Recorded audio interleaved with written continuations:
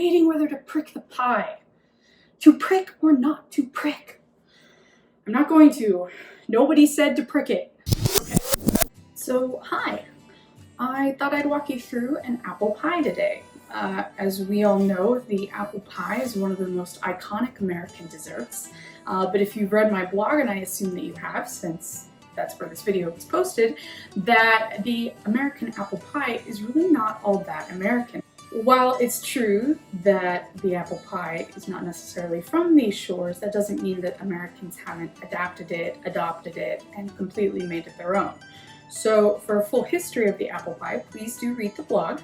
But I just wanted to try to make a pie. I have actually never made an apple pie. I don't even think I've made a double crust pie before, so this will be new for me. I don't really have a recipe that I'm following. I thought I would just riff on a crust, riff on some filling, take a little bit from different recipes that I read and researched while writing the blog, both old and new recipes, and then see what comes out. So this will be an adventure, and I thought with the 4th of July coming up in just a couple of weeks that we ought to explore a little bit more what it means to make and eat this quintessentially American dessert. So that's what we're gonna do. So I'm gonna use this antique pan. It's my grandmother's. It's got this really pretty, I don't know if you can see it, a pretty design on the back. I am gonna do a lattice on the top instead of just the layered dome-like plain crust. I think a lattice is a little bit more attractive. And I've never really done a lattice before either, so everything is gonna be new. We're gonna need flour, salt, a little bit of sugar, which I've pre-measured, and some ice cold water. And I'm also gonna add, even though most recipes over time didn't add this, I'm gonna add a little bit of lemon zest. I think it really just punches the pie up, adds a nice little mellow flavor, and since most recipes call for lemon juice or zest in the pie, I thought it would be a nice complement in the crust, because you want your crust to be as exciting as the filling in your pie. And to be honest, I think the crust is the best part of most pies and tarts. So I've got my sifter here. I'm gonna start with 2.5 cups of flour, dump it in there. I'm gonna sift everything all at once. Normally, if you're baking, you wanna measure your ingredients in grams on a scale. However, this is an American pie, so I'm gonna use cups. You can use regular, just table salt. I just grind in enough. I've got two tablespoons, of granulated white, just regular sugar in here. I think I'm only gonna use half of it.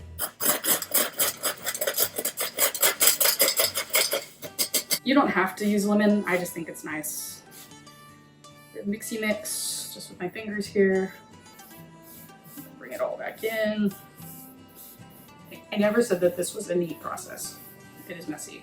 You really want your butter really, really cold, and normally I would leave it in the fridge right up until I'm making the crust. So you want to just cut the butter into just small, like half-inch pieces. You want to handle the butter with your hands as little as possible because we're a balmy 98.6, and that's not ideal for pastry making. You want it to be as cool as possible. So you can definitely get that lemon zest scent, and it is amazing. They're between, pea size, a little bit smaller. All right, so I'm gonna add a little well for my water.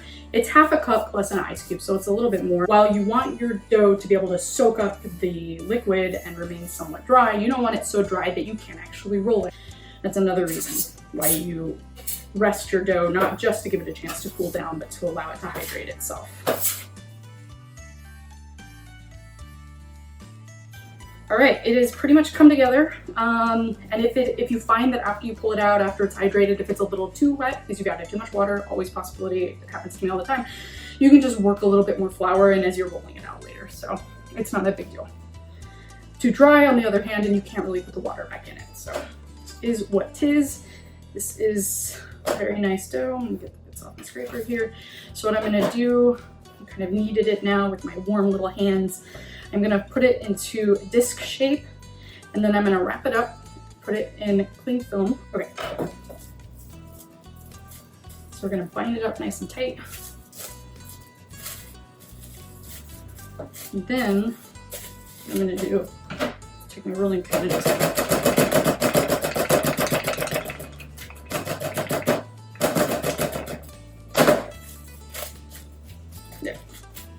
That way I'm one step closer when I actually pull it out of the fridge later. So now it's gonna sit for, I don't know, 30 minutes, half an hour. It's quite a large thing of dough. I could have done it in 2, but whatever. So I might give it a full hour. And we will revisit this in a bit. All right, now on to the second part of the pie, the filling. The first apple pie recipe actually published in an American cookbook was in 1796 by Amelia Simmons, who characterized herself as an American orphan. And I happen to have a copy of her book, but I wanted to read you her recipe because, like many recipes of the time, it was quite short, and it just basically gave general directions because most cookbook writers at the time assumed that anyone who actually wanted to pick up a recipe book already knew what they were doing in the kitchen, so they were giving them basic guidelines for a particular recipe. I have a dog at my feet. So her apple pie was as follows. Stew and strain the apples to every 3 pints, grate the peel of a fresh lemon, add cinnamon, mace, rose water, and sugar to your taste, and bake in paste number 3. Every species of fruit, such as peas, plums, raspberries, blackberries, may be only sweetened without spices and baked in paste number 3. There's not a lot of details in that recipe. There's no suggestion as to what you should be baking it in. There's no suggestion as to the temperature of your oven, although I guess in 1796 they didn't really have what we think of as a traditional oven. So basically, you know, how far away from the hearth are we supposed to bake this particular pie? Fanny Farmer, writing almost exactly 100 years later, has 2 recipes for apple pie in her famous tome here. And her recipe includes 4 or 5 sour apples. We'll assume that those mean like a Granny Smith variety, maybe even a Pippin variety. They were a greenish yellow apple that were popular at the time. 1/3 of a cup of sugar, 1/4 teaspoon grated nutmeg, 1/8 teaspoon salt, 1 teaspoon butter, and 1 teaspoon lemon juice, a few gratings of lemon rind. You line the pie plate with paste, that's the crust. Pare, core, and cut the apples into 8ths. Put row around plate 1/2 inch from edge and work towards center until plate is covered, then pile on remainder. Mix sugar, nutmeg, salt, lemon juice, and grated rind and sprinkle over apples, dot over with butter. Wet edges of undercrust, cover with upper crust, and press edges together. Bake 40 to 45 minutes in moderate oven. A very good pie may be made without butter, lemon juice, and grated rind. Cinnamon may be substituted for nutmeg. Evaporated apples may be used in place of fresh fruit. If used, they should be soaked overnight in cold water. So obviously these recipes are very different. There are more details, number 1, how to bake it, but we also notice that there are a few ingredients that are missing or others that have been substituted. The mace has disappeared, but never fear, it will come back in later recipes. The rose water is gone. Now, when you think about rose water, it's kind of a unique ingredient. We don't see it very often nowadays. It's more used in more ethnic types of cooking, Middle Eastern cooking, Indian cooking, I think. I do actually happen to have a bottle of rose water, so today in my pie I'm going to be using the rose water. Now, rose water was really just a flavoring in the colonial period, much like we have vanilla today. Now, we noticed there wasn't vanilla in these pies, and I don't think traditionally vanilla should go in an apple pie, but rose water would have been used to serve that sort of purpose. Obviously, vanilla would have been very expensive as well. Rose water was much cheaper to produce. You basically just soak roses in water and you have rose water. I did see one other recipe that used orange blossom water, and orange blossom water is very similar, common in Middle Eastern stores. But I chose to use rose because that was occurring much more frequently in the older recipes. Like I said, when I made the crust, I'm not really following a recipe. I just wanted to take what I found in a lot of the older recipes and just compile them and put them together and see how everything turned out. We're going to do it a very Amelia Simmons style where there aren't a lot of details, just a lot of innate knowledge, and we'll throw it all together and hopefully it all turns out. I am going to use brown sugar in the recipe. Nobody really specified what kind of sugar that they wanted to use, wanted the reader or the baker to use. So I like the kind of caramelizing, deeper flavor that you get from brown sugar. I also like that it's not really as sweet, although that might be my imagination. It's just brown sugar, it's just a less processed type of sugar. I'm going to use both cinnamon and nutmeg. I don't have mace. Even if I did, I wouldn't use it because I think mace is disgusting. But it was a very, very popular ingredient in colonial America, both in savory and sweet recipes. And it makes sense, it's a very potent ingredient. So if you're dealing with things that, or food that's not maybe quite as fresh, or you really want that flavor to punch over the kind of hearth taste of your food, mace is a good ingredient for that. I'm also going to use a little bit of lemon juice and lemon zest. Some of the recipes that I found said you should only really use lemon if your apples aren't sour enough. So if you have like really sweet apples, you want to have that punch of the lemon. Got a little bit of salt, and I've got my butter off to the side. Now comes the worst part. I have to peel, core, and slice all of my apples. I've got them all here. We got these in our farmer's market box. They were actually kind of grotty when we got them. This isn't really apple season yet, so which is actually good. It's probably pretty true to what they would have had back in the colonial times, back in, you know, the 19th century later. You know, with these really fresh, perky, shiny apples that we get at the store today that are shipped in from New Zealand and are outrageously overpriced are not what they would have had in the stores and in the markets 100, 200, 300 years ago. They would have been slightly bruised. They probably would have been fairly small. There were dozens of varieties available on the American market. Even in the colonial times, they loved their apples. They generally made cider out of them. They dried them. They mixed them into different types of pies, like meat pies. They had apple puddings, which is a very similar type of pie, or a very similar type of dish to apple pie. So apples were really, really important to the colonial and later the 19th century people. And obviously they've retained their popularity. I mean, everybody knows what an apple is. Everybody's eaten an apple. Even if you don't particularly like apples, you encountered an apple, you know. It's when you sing your ABCs, A is always apple, you know. So they have endured. And then of course, apples have taken the place of the fruit in the Adam and Eve story. You know, it's never said it was an apple, but people just assume. So yeah, here we are. And I'm gonna now peel and slice up all these apples. I am gonna peel them. You don't have to peel them if you like the skins. I haven't seen a single recipe that has said one way or the other. I personally don't like the skins. Don't worry, I'm not gonna waste them. I'm gonna feed them to our rabbits. So you can compost them as well, or you could save them and mix them into, you know, granola or whatever if you don't want to waste them. So don't feel bad about peeling your apples. And so here we go. Might take me 5 years. See you on the other side. While I was chopping or peeling them, I also took out a lot of the imperfections. Like I said, they weren't very great when we got them. So, you know, if you see any brown or bruised spots, just peel them off. I'd probably peel more than what we need, or I need for this pie. But remember, apples do shrink down quite a bit, so feel free to pile them up a little taller. That's fine. So I'm gonna slice them up here. I'm removing any bits of skin that might be left, and I'm also taking out the seeds and kind of that crunchy part in the middle. Okay, so once everything's peeled and seeded, I'm gonna go ahead and just slice it. I know a lot of recipes say to chunk your apples, and frankly, I can't stand chunked apples in desserts. I always slice relatively thinly. You can see that, but you know, not like big chunks. All right, they're all sliced up. I tried to keep them as uniform in thickness as I could because I want all the apples to cook at the same time. Now, there's a decision to make. Many recipes say that you can just dump your apples in once they're seasoned, or you can even just layer the seasoning on the apples once they're in the pie crust, and then you can go ahead and bake it. I am going to put my apples in fresh. I'm not going to cook them ahead of time.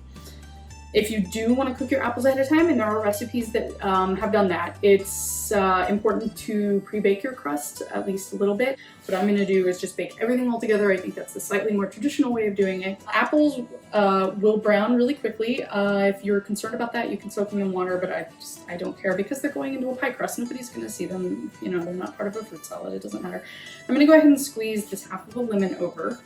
And that's going to stop the browning a little bit. Now, you remember, you don't want to get your mixture too moist. If you put the sugar in and then leave it with the apples, it'll start to macerate, and that's going to release a lot of the liquid, the content in the apples. So you're going to get, you know, a lot of liquid going into a raw pie dough, and that's going to get, you know it, if you've seen Great British Baking Show, a soggy bottom. Most recipes call anywhere from between like 1/3 of a cup of sugar to 1 cup of sugar. I'm just gonna put sugar in until I feel that I don't need to put any more sugar in. This is just shy of 1 cup of brown sugar. It's already starting to take on moisture here. It's so humid here. Like I said, I have no idea because I've never made an apple pie what this should actually look like, but I have a feeling that once the apples are kind of like coated in this nice sugar, I really wanted to put honey on this and I totally forgot, and I have no idea where our honey is. So honey will be another, I wouldn't recommend only using honey for a sweetener, but you could definitely drizzle on and that'll help with the flavor profile. This is my cinnamon that I've just made a huge mess with. It doesn't have a sprinkle top, so I'm just gonna be really circumspect when I put this in. That's probably 1/4 of a teaspoon, give or take. Let's see what did Family Farmer called for. She didn't even call for cinnamon, she called for nutmeg, 1/4 of a teaspoon. So, I mean, don't go overboard on the spices. You just want that hint. It's an apple pie, not a spice pie. You get your nut, your ball, your nutmeg, get your little spice grater here. You can use just regular dried nutmeg. I just happen to have the fresh little nuts here. Nutmeg is a really potent spice, kind of like mace, except actually good. Just put it right in there. I'm gonna add a little bit of salt. Might add a little bit more sugar just because as it cooks down, that's what's gonna create your tasty sauce that it's gonna all kind of come together. Now, I know a lot of people today will add a little bit of cornstarch to the mix, so that way when it does cook, it all comes together like it's solidifying in its own sauce. I'm on the fence. None of the old recipes used any kind of binder like that. No flour, no cornstarch, no whatever it was they would have used. So you know what, we're gonna leave it out and we're gonna hope for the best. And if you want, I mean, these are all ingredients you can eat raw, so let's take a bite. Oh, I forgot the rose. How would I be so silly? So I am gonna measure the rose because it is such a potent ingredient. I'm gonna add about 1/2 teaspoon. Actually a little less, because it is such a small pie. Let's see how the rose goes. I'm so excited though. Okay, so we are going to roll out our pie dough and we're gonna put the apples in and then we're gonna bake it. Since I've looked at so many different recipes, a lot of the older ones just say bake in a moderate oven. Some recipes like Amelia's don't really have any instructions at all for how to bake it, and a lot of the modern ones say to start with a really high oven, like 400 degrees Fahrenheit, and then drop it down to cook the pie. Now, like I said, this is a pretty old pie tin. I used to have a banana loaf just like it and it broke, so I'm gonna be a little bit overly cautious and I'm gonna do it at 375, and I'm probably going to bake it on some kind of cookie sheet so it's not sitting directly on the wire. I've got my pie dough here. It's rested for a little over an hour in the fridge. I actually popped it into the freezer for the last 5 minutes while I was tidying up here. And unwrap it here. Like I said, no way am I gonna need all of this. I mean, I could basically like bake it in this pie tin as it is. So I'm gonna trim it down. I've got my dough scraper here and I'm gonna cut not quite in half, but a little bit more than half because I want enough to have the lattice, but I also want enough to have pie crust next time I use it. So I'm gonna go like that. So I'm gonna use the larger of the two. You don't want to flour your dough, you want to flour your pie roller here. And then you're gonna just slowly roll it by pushing it out away from you. And I'm already kind of in a rectangular shape here, which is not what I want. You know what I'm gonna do? I'm gonna cut off just a piece. This is gonna be for my lattice later. I'm just gonna stick it over to the side. Hopefully it won't get too warm. Remember to kind of reflour the bottom with what you got there so it doesn't stick. And I'm just gently kind of pulling it from the middle. You don't want to push, you just kind of want to guide it. If it starts to crack pretty badly, that means your dough is too dry. And next time add a squidge more water. If it's sticky stick and you can't get it to do anything, it is too wet, try adding a little bit more flour, or next time just don't add so much water. My dough right now is looking very nice. It is a very happy dough. Also, if it's resisting you pushing it, that means the gluten needs a little bit more time to rest. Just stick it back in the fridge for another 10 or 15 minutes. And just kind of take your pie thing and just put it on there. Make sure you have enough lip that it'll hold the lattice or the top crust, whatever you decide to use. You don't need to grease, ham, or butter your pie tin. As one cook said at the turn of the 20th century, a good pie crust will butter its own pan. That is about where I want it. Just kind of make sure everything's even, give it a touchy touch, give it a feely feel. And since it's so small, I can actually just lift it up. I don't need to roll it or anything. Ooh, it looks very nice. Because I'm not pre-baking it, I'm gonna get it into the exact shape that I need right now. Some people suggested that you poke holes. Most people didn't. I'm not going to do it. Trim it around the edges there. You know, give it a wide girth. It doesn't have to be exactly flush because the dough is gonna shrink a bit as you bake it. And then you can just take your scraps later and patch if any holes got torn in the bottom or the side. Kind of like to make the edges a little bit thick because they are going to be absorbing the most heat and you don't want them to burn. We do have those nice things nowadays that you can buy that you can put around the pie shell so that it protects the edges. If you don't have those, that's totally fine. You can just use foil. I'm going to stick it in the fridge and just let it chill a little bit more. I'm a big believer in chill pie crust. The cold is what's going to get you those layers. So normally the recipes didn't call for this and I wasn't planning on it, but this is what's gonna happen. So I'm gonna chill it while I make my lattice strips. Right back. All right, let's make those lattice strips. Pie's hanging out in the fridge for 5 minutes. A little bit more flour there. Got my small little nugget that I cut off. And you want it about the same width, maybe a little bit thicker than your under crust. Many of the recipes said that you do want to have a slightly thinner bottom crust because of that soggy bottom issue. It's just going to cook a little bit faster. Oh, come now, sticky dough. Yes, it was slightly wetter than it should have been. I'm just going to set that there. Chunky chunk here. I'm gonna just take a smidge. I mean, you could, even this, you could make a small galette for yourself later or something. So you're not wasting it. I thought things were moving too smoothly. I'm like, well, there's gotta be something that goes wrong. Oh goodness, the lattice would have been so much easier to just pop a top on it. Oh, let's be fancy, make it Instagram worthy.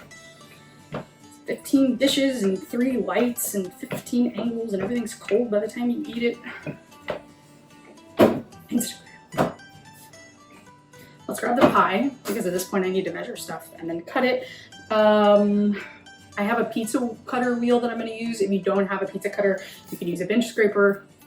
The odds of you having a bench scraper, not a pizza cutter, are low, I'll admit. So if you don't have that, you can use just a regular knife. If you don't have a large knife, you can use a paring knife. If you don't have that, you could probably use floss, but why are you watching a pie video if you don't have a knife?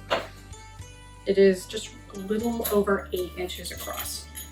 So I actually was probably fine with the first one that I rolled. Go figure. Okay, well, we'll use that guy first. I'm gonna roll some strips here. Oh, this is stressful. And I would say roll them a little bit longer than you need, I'm guessing, because I haven't done it yet. But any excess you can just trim off. So I'm gonna do, remember it shrinks, I'm gonna do fairly wide strips. Like this guy, I'm gonna try to get maybe 3 out of him.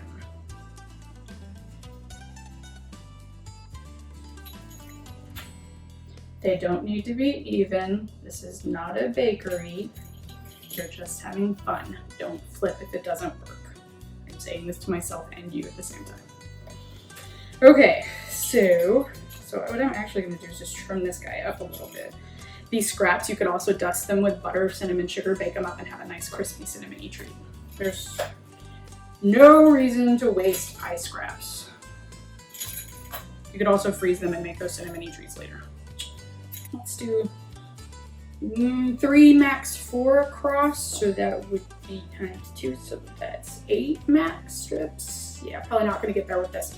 But because my dough scraper has a measure thing, I can just lay it here. I'll do it on the smallest end. That measures approximately just shy of 5 inches. And that one, yeah, so it's a little bit wonky, but that's okay. Okay, so I can do 3/4 of a strip, so I can mark it there. Come on. Mark. That is it. So 1, 2, 3, 4, 5, 6, 7, 8, 9. Yeah, it's so much easier with a pizza cutter, you guys. I would invest in one just for this if you're planning on making a lot of pies. I like those people who do like the lattice herringbone type designs. I've seen some people on Instagram. It's like, wow. Just the precision that they bring is amazing. And the concentration, I could never do that. I can barely do this. Okay. Ooh, they look a little uneven, but you know, I don't really care. Yes. So that is done. These apples have now sat here for a little while. They have definitely macerated into kind of a syrupy, liquidy thing. There's probably like a quarter cup of liquid in there. I am actually gonna just lift them out with my hands, scatter them around. I'm gonna strain that a little bit. Remember, it's gonna cook down more. The apples have shrunk as well, which is kind of interesting. So ideally, I did not want them to sit there. I wanted to use them right away, but you know, hashtag organization is not my strong skill or my strong suit. But I am trying to get it down into the nooks and cracks of the pie here. And I'm working relatively quickly because now the liquid is going to start soaking into that bottom crust. So actually, this is almost a perfect amount of apples. I'm kind of surprised as I tuck here. So hopefully I'm not filling it too full, but you know, that's kind of the point of the pie, is to have apples. Oh my God, you guys, I'm gonna go for it. I'm using every apple. And yeah, so look at all this liquid that was left. All right, now the hard part is the lattice. Oh my God, I can do this. A guy like this. I guess we're going 4. I got the strips, let's do it. Let's commit. And then, all right, so that's laid like that. Not perfect and not even, but you know, whatever. And this guy, because he's wonky at the edges, so so he flips back, he stays, he flips back. Making this up from memory, I have no idea how this is actually supposed to work. Should I start from the middle? Well, he's done, so I can work from the other side. All right. Oh my God, it's a lattice! Making it up as you go along is perfectly okay. Because it's a hobby, not a job. Don't get fussy, that's when things go wrong. Don't get fussy, man. Ooh, I want to move it. Oh my God, you guys. Oh my God, I can't show you because it's going to tip, but here, I'll try. I'm going to trim them on the edges here. Definitely working against the clock now, I assume. If you want, I think you're supposed to egg wash your lati. Is that the plural of lattices? To get that really nice golden color, I would assume, since every other pie works that way. I have not seen it done in the recipes, so I am not going to do that. That might be a mistake, I don't know. But I am going to try to press these guys in. Oh my God, my breathing's even like hitched. I'm so like, oh my God, just get it done. So I'm kind of just turning them over and just pressing them onto. Oh, I think I should have wet the dough. The recipes, even up, you know, into the 20th century, were very, very nondescript about how you should actually put together your pie. It just says put in, cover, and bake. Okay, so it is ready to go in, and I'm so excited. But one last thing I'm gonna do is put this really, really, like the sugar in the raw, turbinado, anything you have that's rough, like demerara, jaggery, whatever, and I'm gonna sprinkle it over the top because Christian requested a caramely crusty crust. Now this is where I think the egg wash actually would have been a good idea because it would help the sugar stick. No recipe I read called for this. This was an after request, but okay. It is ready to go in. I'm gonna get a cookie sheet, pop it in, and take some photos, and I have no idea how long we're gonna bake it until it's done. 45 minutes, I don't know. So we have the lattice that turned out pretty well, and it feels cooked, but it's always hard to tell. So let's cut into it and let's see what it tastes like. Because really, taste is the only thing that matters. Ooh yeah.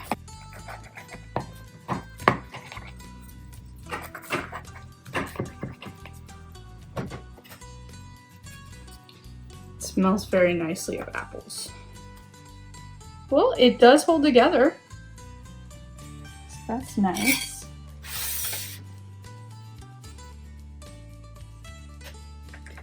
Let's take a taste.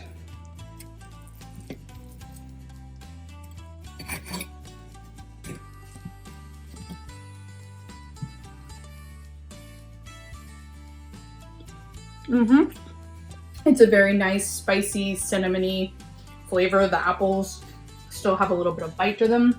The crust is cooked thoroughly. Everything really turned out. I mean, it held together. And the taste is very nice.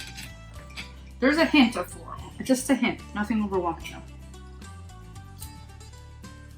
All in all, give it a 5 out of 7. I probably won't make an apple pie again though. It was too much work.